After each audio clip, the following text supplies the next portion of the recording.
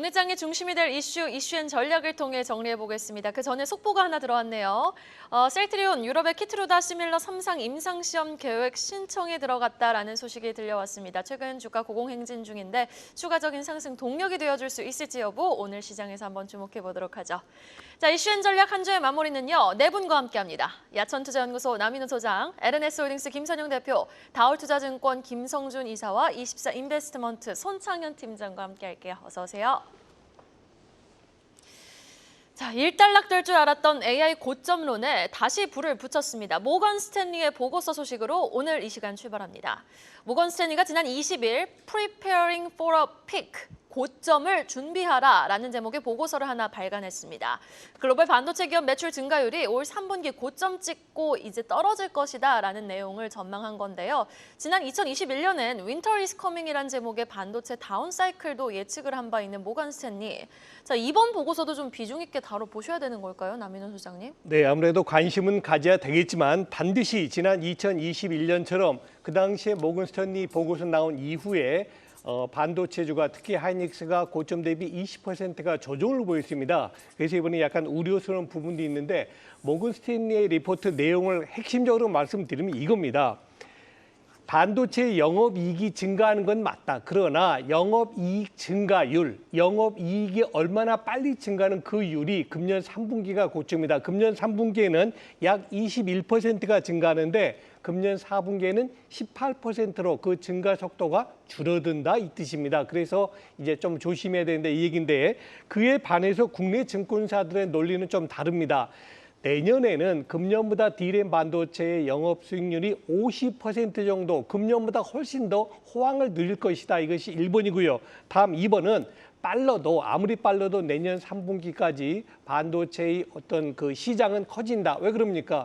지금은 엔비디아만 우리가 AI 하지만 내년부터는 인텔이라든가 마이크로소프트 전부 다 AI에 진출하겠다는 거 아니겠습니까? 그래서 내년 3분기까지는 아무리 빨라도 더 확장 장세다. 이런 논리입니다. 갑론을박이죠. 자, 이제 가장 여러분들 궁금해하시는 투자 전략으로 들어가 보겠습니다. 자, 모건 스탠리가 됐든 국내 증권사가 됐든 공통점이 있습니다. 내년까지는 반도체 경기 좋다는 얘기입니다. 이제 그 증가 속도가 어떻게 조정되냐에 모건 스탠리하고 좀 다르네요. 그렇습니다. 자, 그다음에는 등락은 있지만 최태훈 회장도 이런 얘기를 했죠.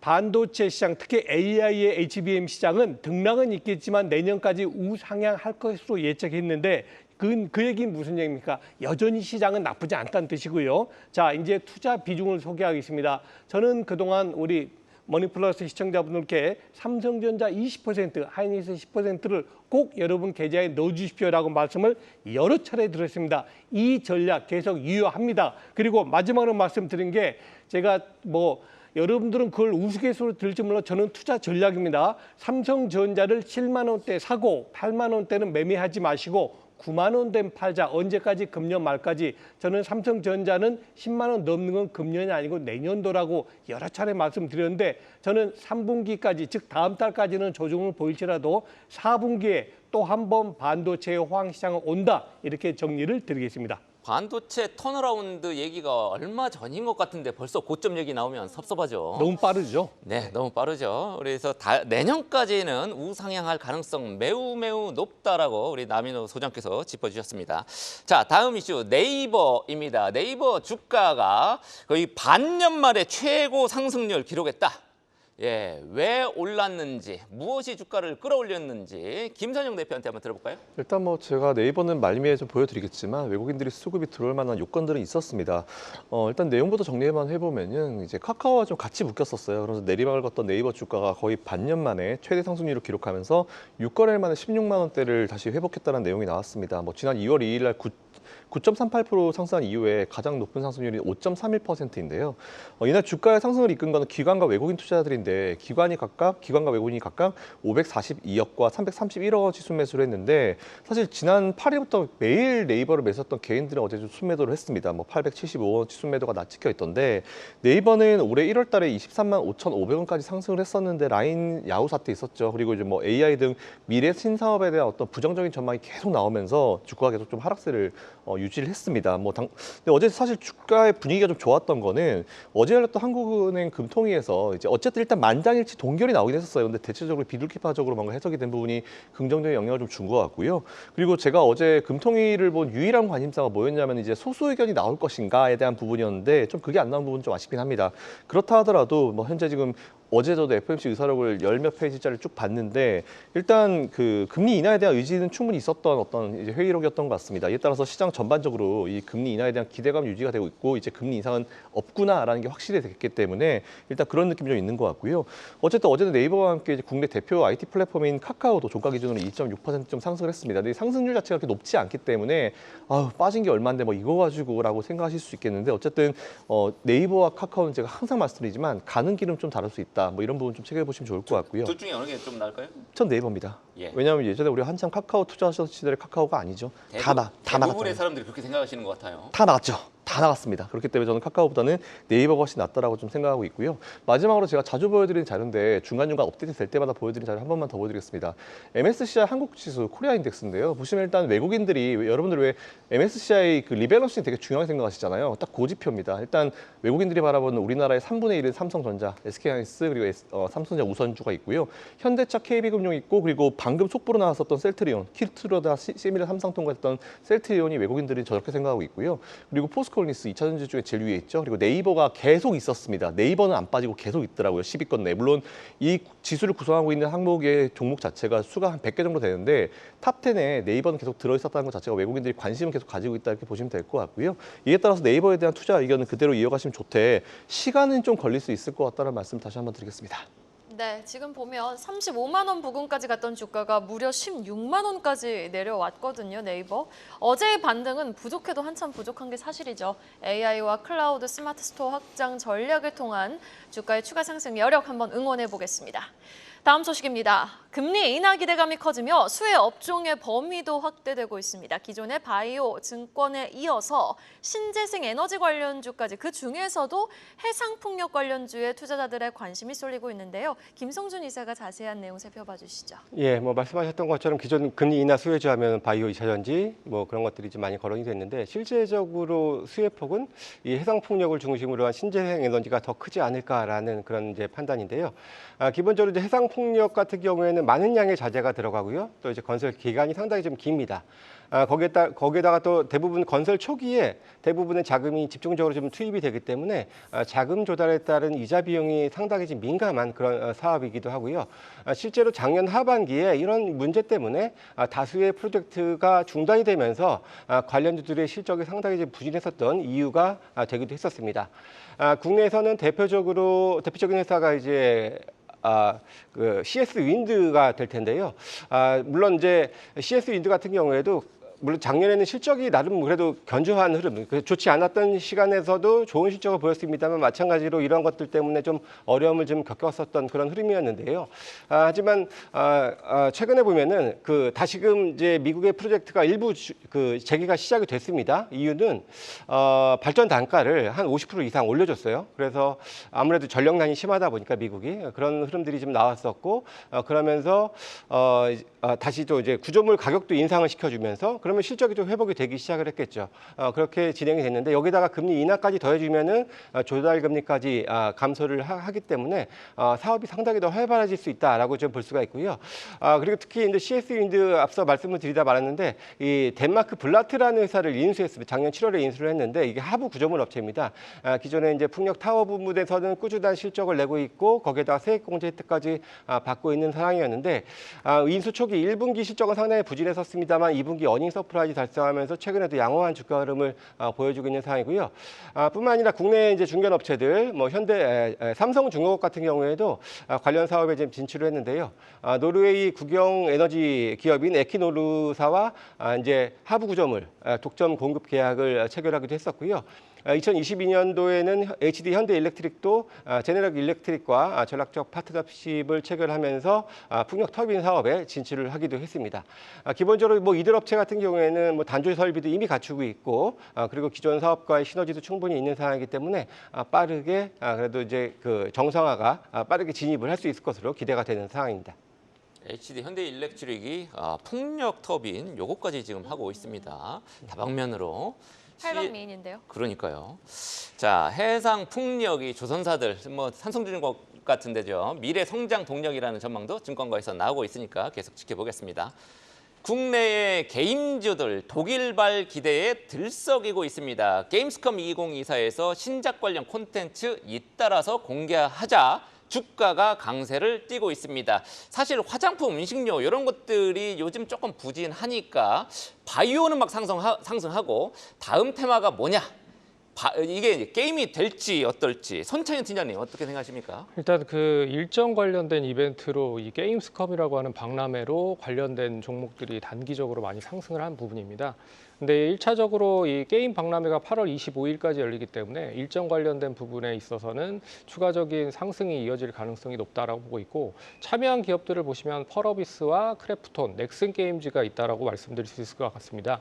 근데 단기적으로 이런 이벤트적인 부분뿐만 아니라 좀 그 단기적인 흐름 말고도 좀 관심 있게 보셔야 되는 부분들이 있다라고 보고 있습니다. 그게 세 가지로 구성을 해볼 수가 있을 것 같은데요. 첫 번째는 일단 앞에서도 얘기를 해주셨지만 낙폭과대 종목들에 대한 순환매가 본격화되고 있다. 그래서 단기적으로 많이 올랐었던 종목들이죠. 그 2차 전지 관련된 부분의 종목들 말고 반도체 관련 전력 인프라 쪽 관련된 종목들과 그리고 음식료, 화장품 관련들이 조정을 받기 시작을 하면서 최근 들어서 낙폭이 컸었던 종목들로 매수세가 유입이 되고 있습니다. 그게 2차 전지나 게임, 엔터, 로봇 관련된 종목들 테마로 연결이 되고 있다는 거죠. 최근에 그 카카오 게임즈도 PBR 100까지 하락을 했기 때문에 반등을 했다라고도 볼 수 있어서 이런 낙폭과대 종목들이 게임주로 형성이 되고 있다라는 게 첫 번째고요. 두 번째는 아시다시피 이제 작년부터 계속 진행을 해왔었던 구조조정입니다. 이 게임사들의 가장 큰 비용이 인건비 문제라고 좀 볼 수 있을 것 같은데요. 인건비가 어느 정도 많이 해결이 됐기 때문에 이제 영업이익만 어느 정도 완성이 된다라고 하면 BEP 구조는 상당히 낮은 구조에서 이제 수익을 가져갈 수 있다라고 하는 게 두 번째고, 세 번째는 이제 신작 게임에 대한 기대감과 더불어서 콘솔 플랫폼에 대한 확대 기대감입니다. 결국에는 그동안의 게임사들이 모바일 쪽과 PC 쪽으로만 치중을 하고 있었던 상황인데 24년 기준으로 보면 모바일 게임 기준으로 144조 글로벌 시장 매출을 형성을 하고 있는데요. 콘솔 게임도 마찬가지로 104조 시장을 형성을 하고 있습니다. 그렇기 때문에 게임사들이 콘솔 시장으로 진출을 많이 하고 있다. 그래서 최근에 이 콘솔 게임 관련된 부분에서도 런칭을 많이 하고 있는 상황입니다. 그래서 네오이즈가 피해 거짓이라는 게임을 콘솔 게임으로 런칭을 하고 있고요. 넷마블도 아시다시피 이제 나 혼자만 레벨업이라고 하는 게임을 이제 콘솔로 준비를 하고 있는 상황이고, 그리고 이제 넥슨의 퍼스트 디센던트라고 하는 게임도 이미 출시를 해서 이 스팀이라고 하는 플랫폼 1위를 좀 달성을 하고 있는 상황이다라고 보고 있기 때문에 이 게임사들에 대한 부분 비용 통제가 어느 정도 진행이 되고 있고, 그리고 신작 게임과 플랫폼 확대로 인해서 좀 종목마다 틀려지는 흐름들이 전개되고 있다라는 것 눈여겨보셔야 될 대목인 것 같습니다. 네, 그럼 지금 유럽에서 게임 관련해가지고 수상을 받을 수 있는 기업들 넥슨, 펄어비스, 크래프톤이 언급되고 있는데 손창현 팀장님이 보시기엔 현 시점 주가 자리가 가장 매력도가 높은 기업은 어떤 기업이라고 보세요? 이제 많이 올라간 종목들이 이제 크래프톤이나 넷마블 이런 쪽으로 볼 수가 있는데요. 단기적으로 바닥권에서 상승을 하고 있는 쪽은 제가 봤을 때는 네오이즈가 아닐까라는 생각이 듭니다. 피해 거짓과 더불어서 이제 모바일 게임에 대한 다양한 런칭도 준비가 되어 있는 상황이기 때문에 상당히 많이 소외되었고, 그리고 비용 통제가 됐고, 그리고 게임 플랫폼의 확대로 전환이 되고 있다라고 보고 있어서 관심 있게 보시면 좋지 않을까 그렇게 언급드리겠습니다. 2년 전 게임스컴에선 피해 거짓이 아주 그냥 압도적으로 지금 대중들의 시선을 사로잡았는데 네오이즈의 주가 상승 여력 한번 기대해 보도록 하겠습니다. 계속해서 가장 빠른 리포트와 공시도 확인해 보고 올게요. 박정원 캐스터가 기다리고 있습니다.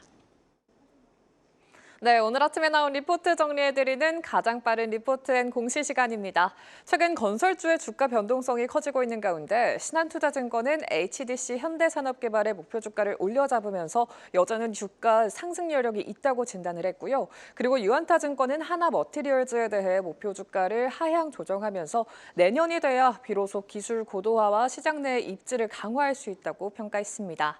이 밖에 글로벌 확장을 본격화하고 있는 실리콘2 그리고 EB3를 인기로 끌고 있는 기아의 목표 주가를 각각 7만 원과 18만 원으로 유지했고요. 상상인증권은 LG그룹주들, LG이노텍과 LG전자에 대한 신규 커버리지를 새로 게시했습니다. 먼저 HDC 현대산업개발 리포트부터 확인해 보겠습니다. 신한투자증권은 오늘 HDC 현대산업개발에 대해 주택 시장이 회복되고 있고 실적 턴어라운드 기대감이 부각되면서 이에 대한 주가가 연초 이래 65% 상승했다며 이런 단기 주가 급등이 부담스러울 수 있지만 여전히 매력적이라고 평가를 했습니다. 업황 회복과 함께 높아지는 자산 가치는 물론이고 적극적인 용지 투자 등 이를 통한 차별적인 성장성 또 제한적인 투자 대안 등을 고려할 때 여전히 투자 매력이 있다고 판단을 한 건데요. 목표 주가를 기존보다 5천 원 올려잡은 33,000원으로 상향하며 건설업종 내 최선호주 의견을 유지한 점 참고해 보시죠. 마지막으로 LG이노텍 리포트입니다. 상상인증권은 오늘 LG이노텍에 대한 신규 커버리지를 게시했습니다. 목표 주가 36만 원, 투자 의견 매수를 제시했는데요. 스마트폰용 카메라 모듈을 포함하는 광학 솔루션에 반도체 기판과 통신, 그리고 라이팅 모듈 등 기판 소재와 전장 부품 사업에 지속적인 투자를 통해서 미래 성장 동력을 준비하고 있다고 평가했습니다. 투자 포인트로는 AI 스마트폰 신제품 출시로 북미 핵심 고객사의 전년 대비 출하량 증가가 전망되는 점, 그리고 전기차 수요 둔화 우려에도 전장 핵심 부품의 믹스 확대에 따른 수익성 확보가 예상된다고 분석을 했습니다. 올해 연간 매출액 21조 5천만 원, 영업이익 1조 1천억 원을 전망한 점 투자에 참고해 보시죠. 지금까지 가장 빠른 리포트 공시 박정원이었습니다. 다음 소식입니다. 현대차와 기아가 세계 3대 신용평가사로부터 모두 A- 등급, 그러니까 A 등급을 받는 트리플 크라운을 나란히 달성했습니다. 두 회사 모두 첫 기록을 쓴 건데요. 구체적인 배경과 함께 투자 전략은 남인호 소장님께 들어보겠습니다. 네, 저는 제 인생에서 현대차와 기아만 탔습니다. 그 현대차와 기아만의 소비자로서 지금부터 30년 전이죠. 제가 20살부터 자동차를 운전했으니까요. 그럼 제 나이가 나오죠, 대충? 네. 경쟁사들이 굉장히 섭섭해하시겠는데요. 아, 그럴까요? 그럼 네, 제가 르노, 좀 삼성 더 뭐 이런데. 구체적으로 한번 설명 드려보겠습니다. 여러분, 드디어는 현대차와 기아가 A 등급을 받았습니다. 이게 뭐 복잡하게 생각하지 마십시오. 현대하고 기아하고 같은 등급에 있는 회사는 딱 3개밖에 없습니다. 토요타, 그리고 BMW, 벤츠. 요게 현대하고 기아하고 같은 등급이고요. 우리가 잘 알고 있는 뭐 폭스바겐이라든가 GM, 제너럴 모터스죠. 또 뭐 닛산, 포드 이런 회사는 전부 현대차와 기아보다 등급이 낮습니다. 자, 이렇게 되면 글로벌 시장에서 신인도가 올라가고 만일에 앞으로 회사채 발행이라든가 이런 거 할 때 굉장히 이자를 조금만 내도 된다 이런 장점이 있습니다.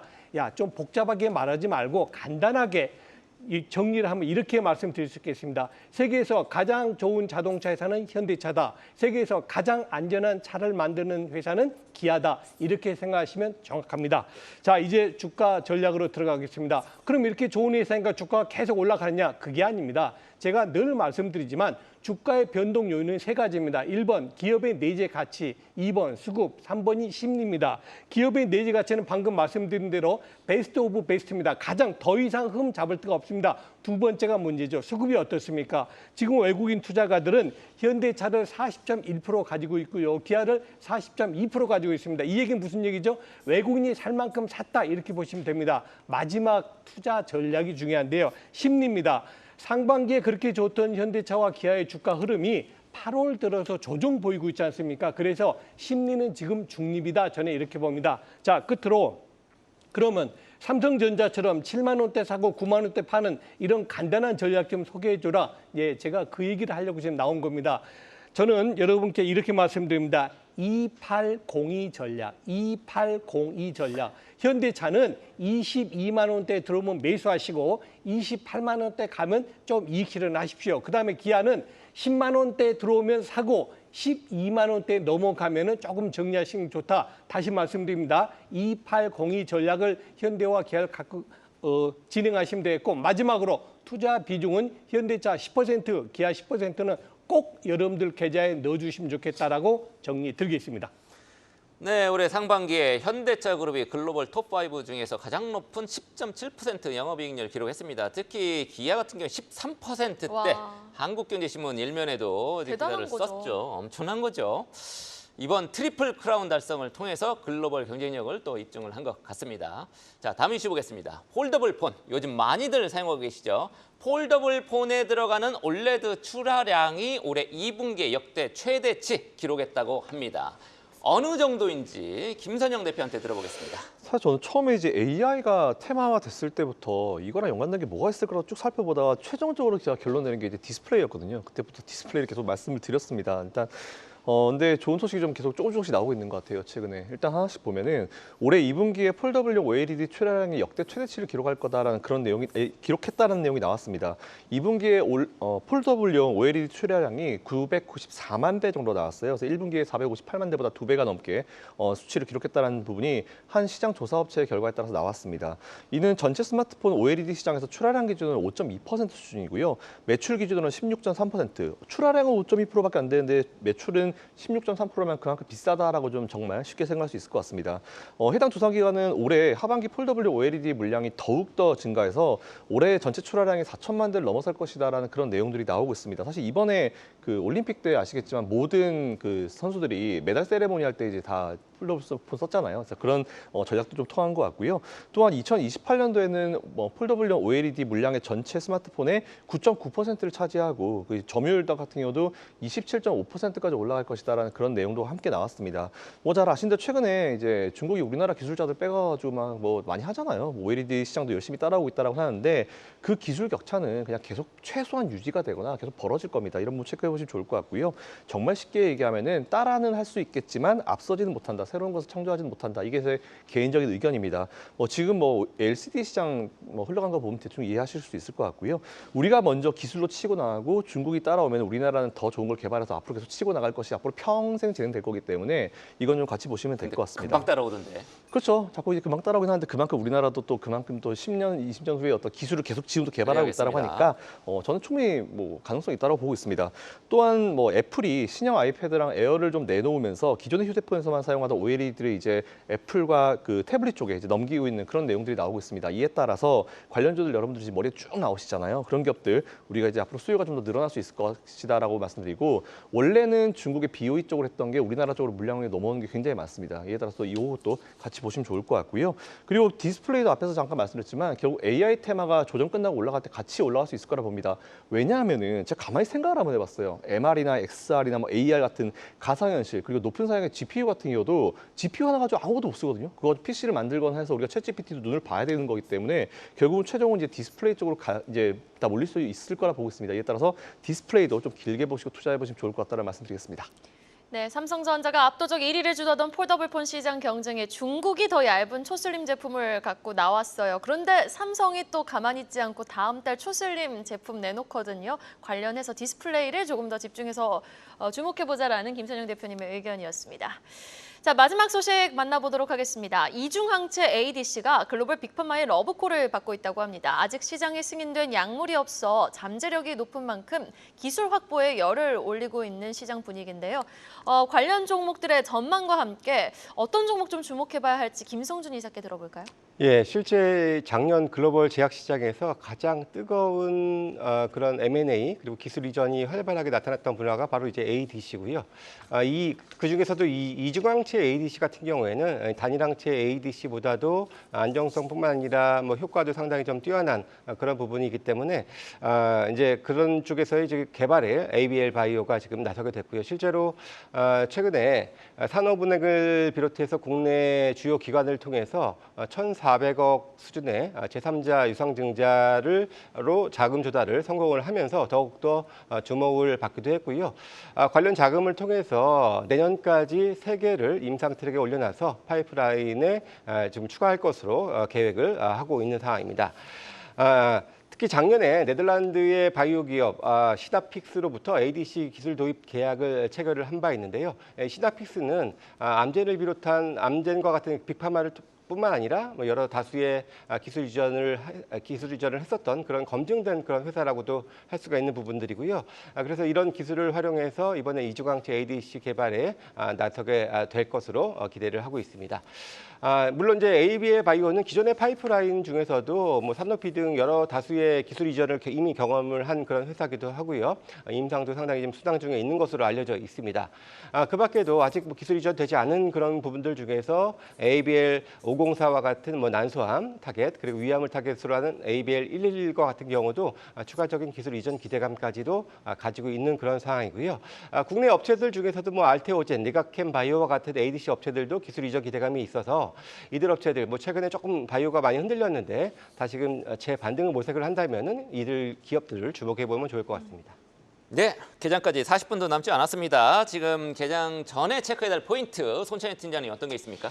예, 일단 미증시가 하락을 했기 때문에 우리 시장도 약세 출발을 할 가능성이 높을 것 같습니다. 일단 뭐 MSCI 한국 증시 ETF를 보시면 1.9% 하락을 했고요. MSCI 신흥지수 ETF도 하락을 했기 때문에 우리 시장도 나스닥 선물은 올라가고 있긴 하지만 추가적으로 단기적인 하락이 어느 정도 이어질 가능성이 높다. 그래서 좀 지지부진한 흐름을 좀 전개될 가능성이 높은데 오늘 이 시점으로 이제 쌍바닥을 만드는지 아니면 다시 추세가 만들어지는지를 좀 눈여겨 보셔야 될 것 같고요. 그리고 이제 금리 인하 가능성에 따라서 원달러 환율이 하락세가 어느 정도 이제 됐다가 다시 이제 올라가고 있는 흐름이 나타나고 있는데요. 원달러가 단기적으로 반등을 하긴 했지만 이제 최근 추세가 뭐 지속적인 흐름으로 보시면 이제 8월 초에 1,370원에 했었던 이 원달러가 1,330원에서 40원까지 올라가는 모습들을 보였습니다. 근데 달러 기준 베이스로 이제 외국인들이 보유하고 있는 그 부분에서는 환차익 영향을 받을 가능성이 높아서 결국에는 외국인 투자자들이 이제 매수로 전환이 될 가능성이 높다. 근데 우리는 이 중장기적인 부분으로 봤을 때 조금 급하게 떨어진다라고 보면 이제 매도할 가능성도 높기 때문에 좀 눈여겨 보셔야 될 것 같고요.